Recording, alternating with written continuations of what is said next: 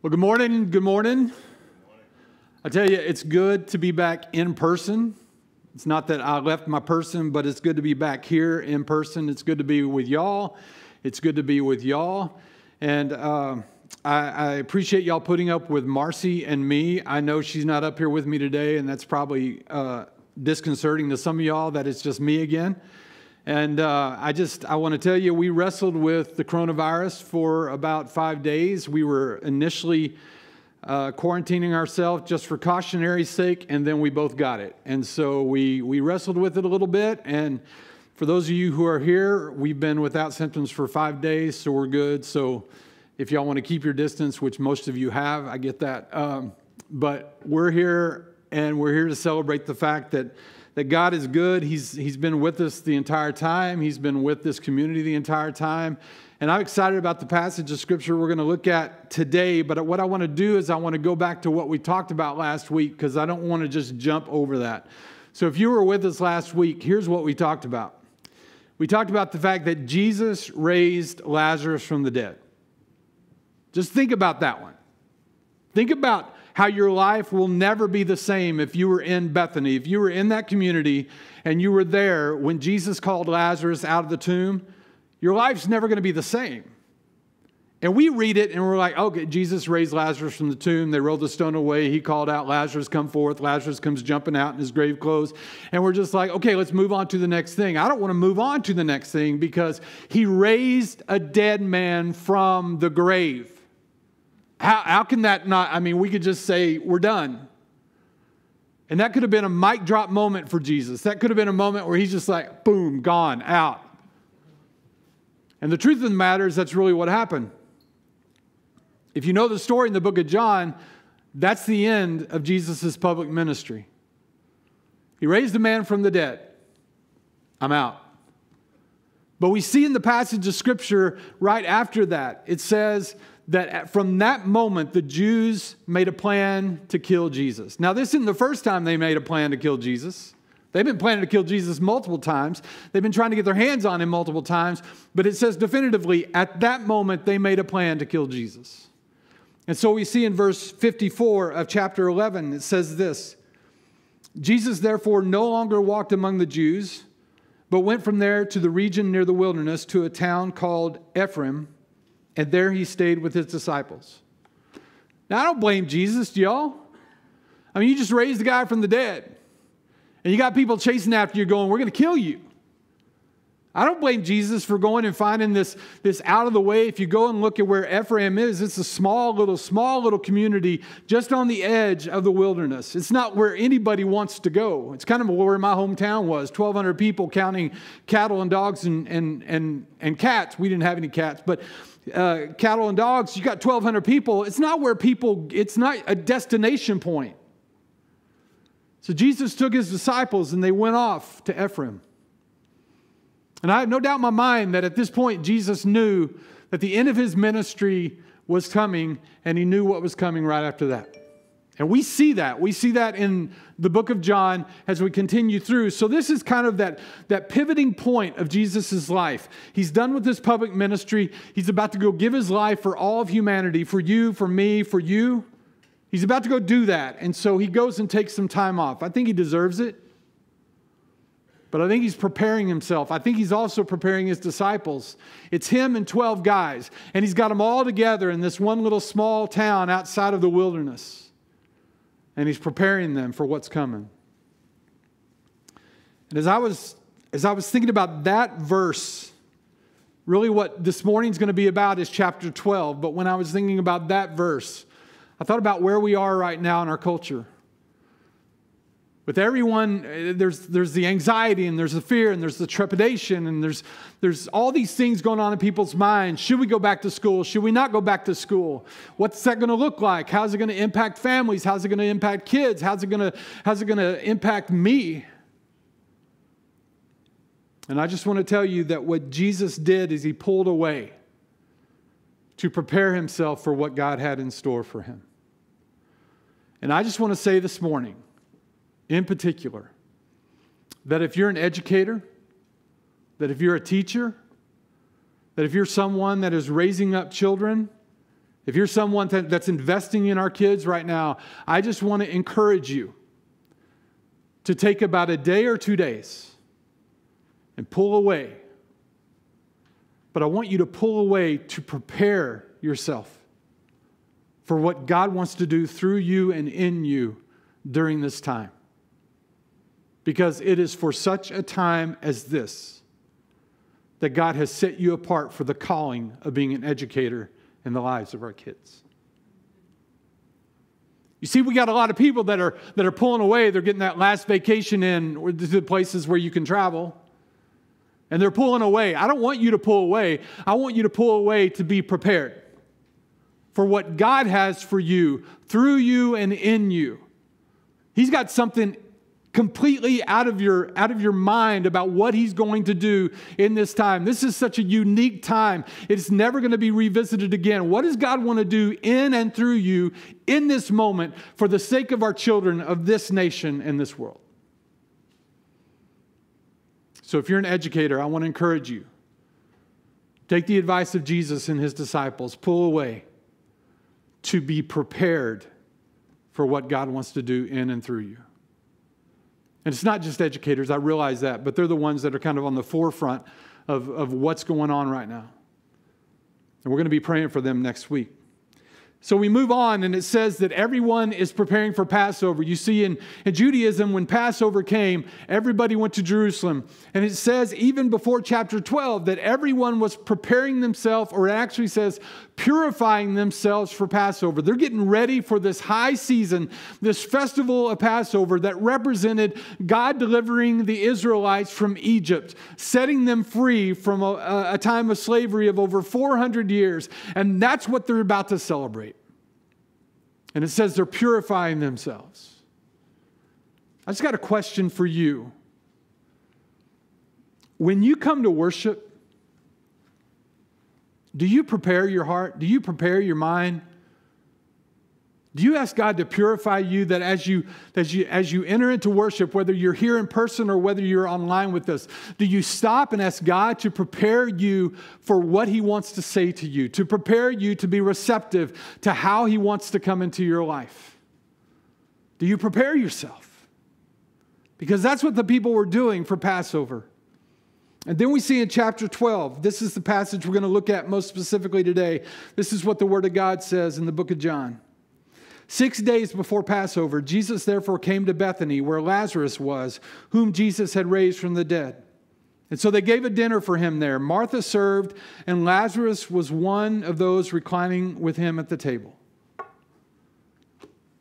So Jesus is in that moment where people are coming after His life. He knows what's coming. He knows that He's going to go and He's going to give His life for the sake of humanity. He knows that that's the calling that God's got for Him. There's got to be a little tension there. There's got to be a little stress there. There's got to be a little unknown there, right?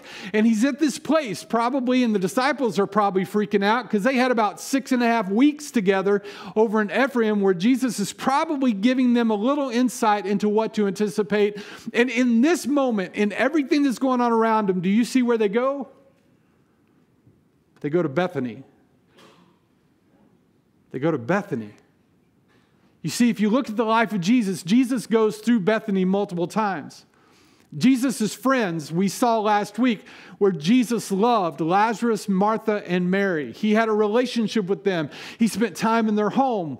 We see another story where Mary is at the feet of Jesus just listening to Him, and Martha gets ticked off because she's out there serving. We see all these times where Jesus is in Bethany with Lazarus and Mary and Martha. You see, Jesus went to His people. Jesus had some people. Jesus had some people that knew Him. Jesus had some people that He knew. Jesus had some people that trusted Him, that were in relationship with Him, that had been around Him, that had invested themselves in Him. Jesus had people that had shared stories and shared experiences. Again, if you were there in Bethany when Lazarus was raised from the dead, you're never going to be the same. And Jesus, this is where Jesus went right before He goes into Jerusalem to give up His life. Y'all, that says a lot. These are the people He wanted to be with.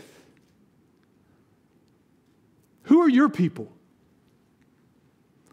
Who are the people in your life When you get to that place of anxiousness, when you get to that place of concern, when you get to that place of not knowing, when you get to that place of wondering, when you get to that place of just needing someone with you, who are your people?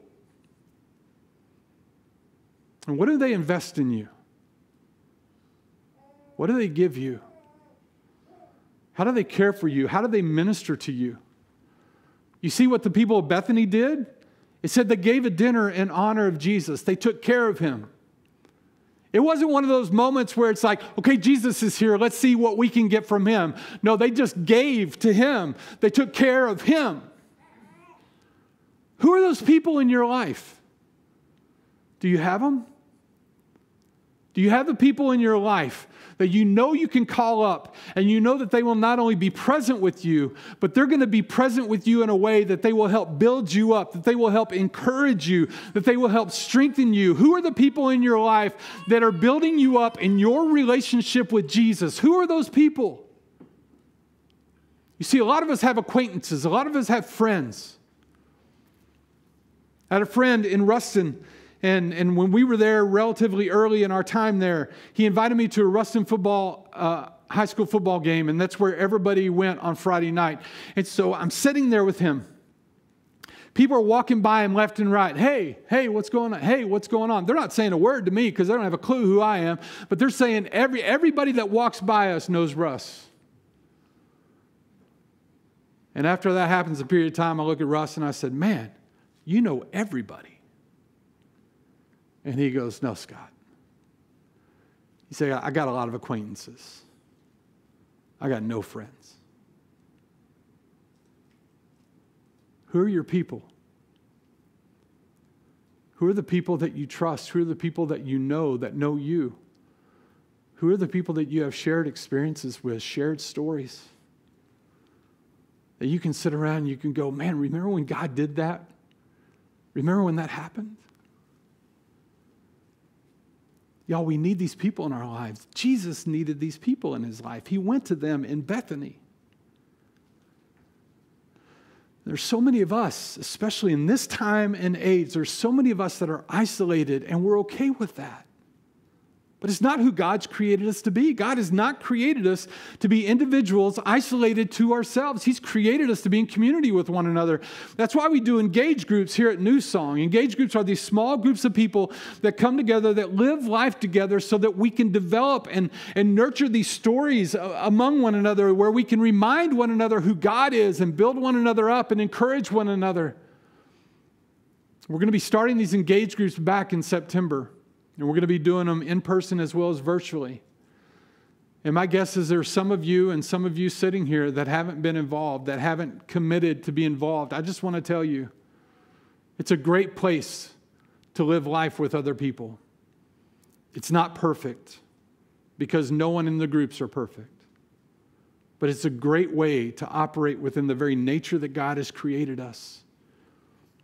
If the Son of God needed it, how much more do we? So Jesus had his people. And then it says that they were gathered around the table. And John reminds us again that they were in Bethany, and Lazarus, whom Jesus raised from the dead. This is something that's just going to be repeated time and time again. Wouldn't it be repeated in your home? Lazarus walks in. Lazarus, dude, man, how does it feel to have another day to live? I mean, seriously, you were dead. Remember what John said? You were deader than dead. You were dead. 4 days in the tomb, dead. You were dead, man. You were dead. Tell us the story. And I'm sure Lazarus is going, nah, not going to tell you that story. No, Lazarus is going, okay, I'll tell it again. It was dark, man. It was dark, and it was like I was asleep. I don't even know what's going on. Then all of a sudden, I hear Jesus' voice. I'm like, where's that coming from? And he starts yelling at me, and I'm like, don't yell at me. And then all of a sudden, I hear Lazarus come out, and he's like, okay, I'll come out. And then I get up, and I can't move because somebody's wrapped me up. I don't know what the deal is. And so I go hopping out toward the light. And people are like, that's awesome. Tell us again. Can you imagine the stories around that table? It's not just Lazarus. The disciples are sitting there. They just spent 6.5 weeks with Jesus, reflecting on and thinking about the ministry that they had. Can you imagine those stories? Hey, Jesus, remember that time? Remember that time that we were in the boat? Remember the time that we were in the boat? We weren't really scared. You thought we were. We weren't really scared. And then all of a sudden you came walking across the water. Remember that time? That was cool. That was cool. And then Peter that moment's like, hey, but I got out of the boat. I got out of the boat. You wimps stayed in the boat. I got out of the boat. And they're like, Jesus, remember that time? Remember that time that you healed that man who'd been lame forever? And he just got up and walked. Remember that? Hey, Jesus, remember that time that you made mud pies? And you slapped them on that guy's face? That was the funniest thing. And then you told him to go wash. And he went and washed and he could see. Man, that was cool. Jesus, we really wish you would have repeated this one a couple of times. But remember that time you made wine out of water? Remember that time? Think about the unbelievable stories. What are your stories? What's your story? Because if you look in Scripture, here's the reality, y'all. Anyone who encountered Jesus was never the same. Anyone who encountered Jesus was never the same. Everybody had a story. Mary could have told her story. Hey, Martha, remember that time you got really, really mad at me when I was just sitting there listening to Jesus? And Jesus was teaching me, remember that time? Or Martha's saying, Jesus, remember that time that you and I were talking and it finally clicked into me that you are the Son of God, that you are the Christ. Remember that? What's your story? Do you know your story? Do you know how God has transformed your life? Do you realize? Do you know that Jesus, that you are completely different because Jesus has come into your life? Do you know that story?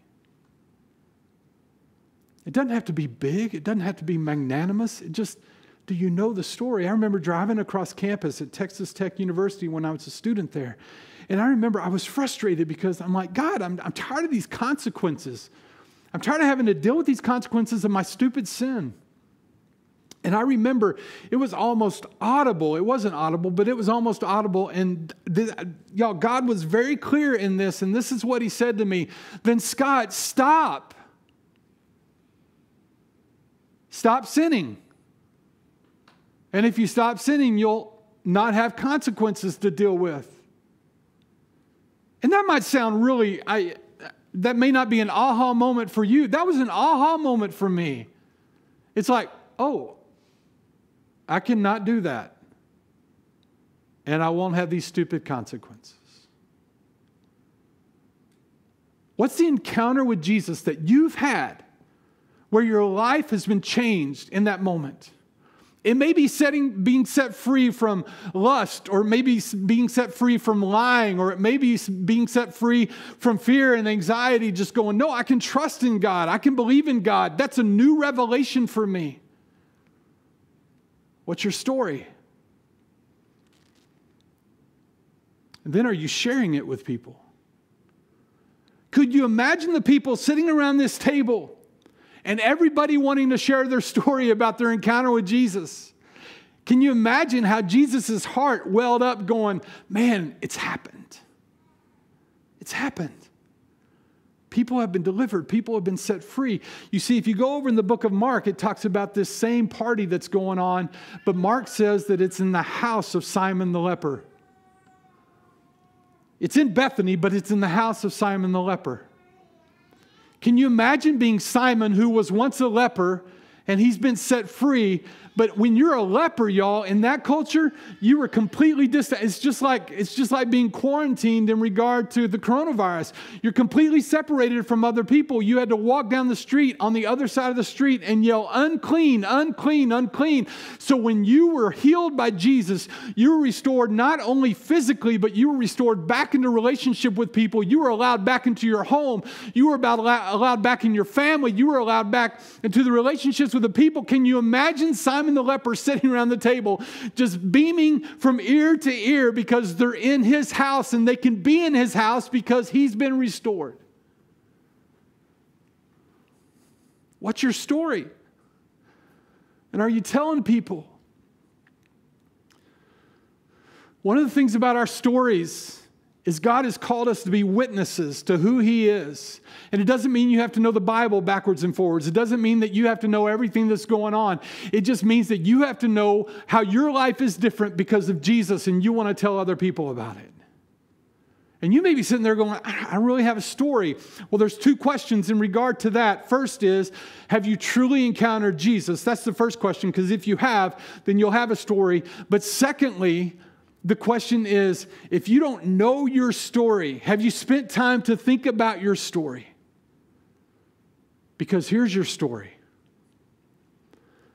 That Jesus, the Son of God, loved you so much that he came down to earth. He left heaven to come to earth to give up his life for you and I, gave his life up in a brutal death on the cross so that you and I could have life, was raised from the dead on the third day, and ascended into heaven and sits at the right hand of God the Father for you, to give you life. That's your story. If you can't think of anything else specifically, that's your story. Can you tell that story to somebody else? What's your story? And the other thing about our story that we got to understand that's shown in this passage is our story needs to create some waves. Our story needs to bring some change around us. You go further on in this story, which we're not going to talk about a whole lot, but you go over in chapter 9, actually verse 10. So the chief priest made plans to put Lazarus to death as well. You know why? Because Lazarus was telling his story and people started following and believing in Jesus. And so the chief priests, the people that were uncomfortable with who Jesus was, they're like, we're going to put Jesus to death. Let's go ahead and put Lazarus to death too. Man, your story needs to create some waves. People need to be able to know that your life is different because of Jesus. And so in the midst of this, all these stories going on, this celebration, this party that's going on, you have this moment in time. Verse 3, it says this, Mary therefore took a pound of expensive ointment made from pure nard and anointed the feet of Jesus and wiped his feet with her hair. The house was filled with the fragrance of the perfume. It's like Mary couldn't contain herself. Everybody's talking about how good Jesus is. Everyone's talking about the stories and the encounters that they've had with Jesus. Everybody's talking about who Jesus is in their life and how they've been impacted by his life. And it's like Mary just could not contain herself. And so she takes this jar. We're told in Mark it's an alabaster jar.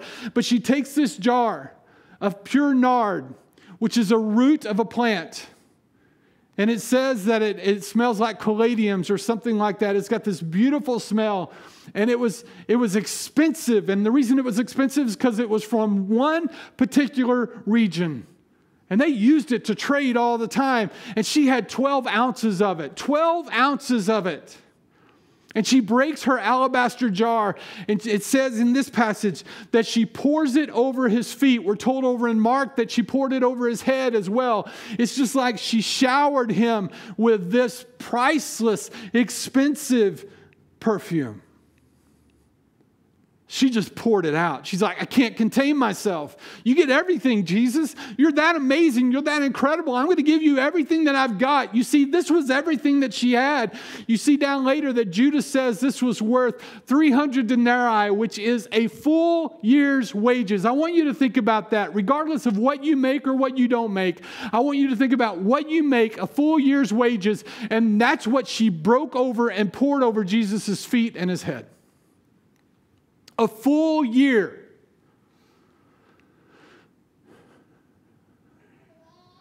couldn't contain herself. She was so caught up in Jesus, she's just like, I got to worship you. I got to give you thanks. I've got to have a heart of gratitude. I've just got to pour myself out. Everybody else in that room should have been doing it as well. But I promise you, when that alabaster jar was broken open and that aroma filled that space, I promise you, it captured everybody. There wasn't a person that wasn't impacted by that moment.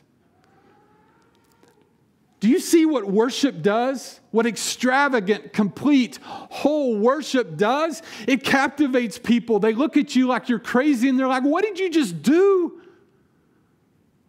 You just emptied out an entire year's wages over this man's feet. And it says that she was at his feet in a place of humility, understanding that he is Lord and that she is not, understanding that without him, she would be dead, understanding her position is exactly in a place of humility. In his position is a place of honor and respect and glory and honor and praise and adoration and worship.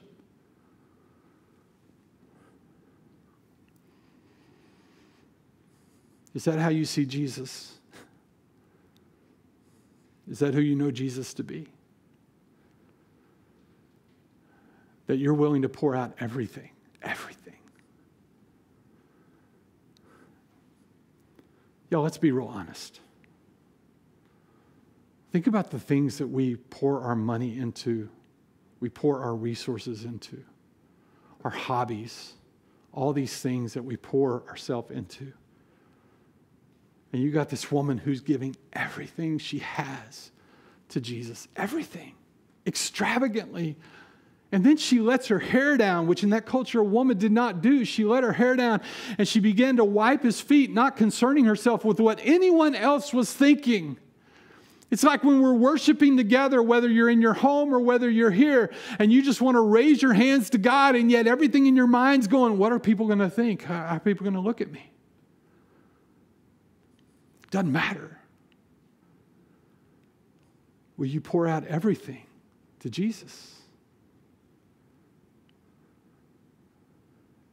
Friday night and Saturday, there was a thing up here for men called Promise Keepers. It was a virtual Promise Keepers. We were supposed to be in Dallas with 20 men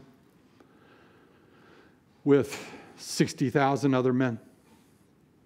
But they canceled it, and so they did it virtually. And there was a moment in this weekend that a guy named Joseph Garlington stood up, and he was at the first Promise Keepers. And he said, I remember this moment that we sang this song. And we were teaching it to the worship team. We were teaching it to the worship band. And we couldn't even get through the song because all the worship band was just weeping uncontrollably.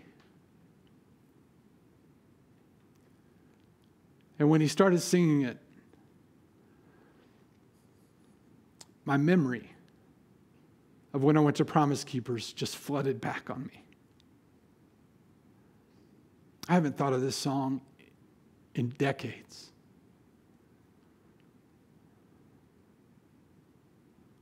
But it communicates this very idea of worshiping God with everything because of who He is. So I want to play this video, and I want you to experience just a portion. All I once held dear, built my life upon, all this world reveres and wants to own. All I once thought gain, I have counted loss, spent and worthless now, compared to this. Now my heart's desire is to know you more, to be found in you and known as yours, to possess by faith what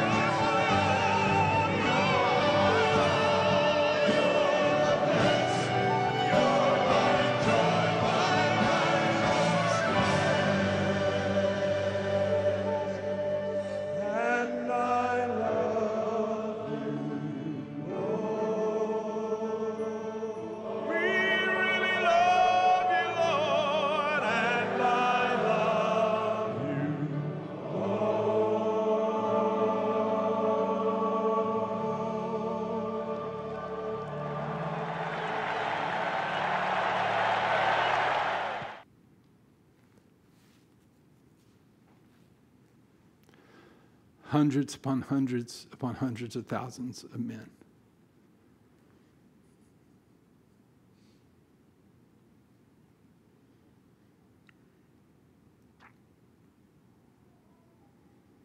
When you think about Jesus, is that your heart? Knowing you, Jesus, there is no greater thing. You're my all, you're the best, you're my joy, my righteousness, and I love you. Because that's what Mary was doing, pouring out everything.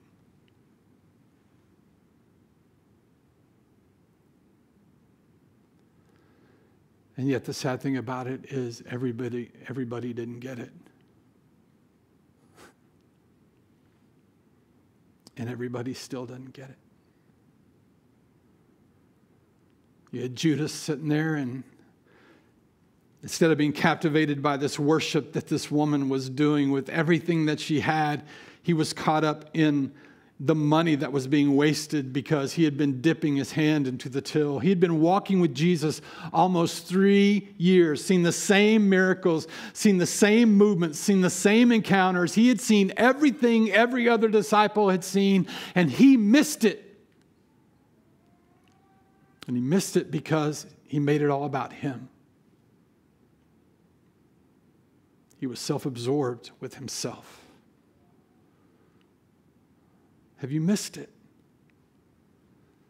Because y'all, it doesn't mean anything if you're around Jesus. Do you know Jesus? And Jesus made it really clear at the very end of this passage, and this is what he said. He said, leave the woman alone. Leave her alone. You will always have the poor with you. I'm here now. Be with me now. You can do later. Be with me now. That's what Jesus says to us every time we gather together. It's what he says to us when 2 or 3 get together. He says, I'm here now. Be with me. Love me. Worship me.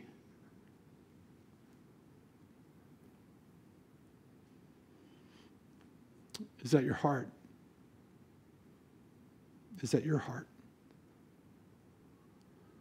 If you've missed it up to this point, if you held on to yourself, if it's been all about you up to this point in your life, I just want to tell you this morning that you can become Mary and you can get on your knees and you can humble yourself and say, Jesus, you are Lord and I'm not, and I will worship you because knowing you is the most important thing in my life. And I will love you. And if that's where you are, whether present with us right now or online, I just want to say to you right now, all you have to do is say, Jesus, I need you. I confess my sin. I realize that I have offended you. And I need you as my Lord, the one who rules over my life, and my Savior, the one who rescues me. And I will commit myself today to follow you. I encourage you to do that.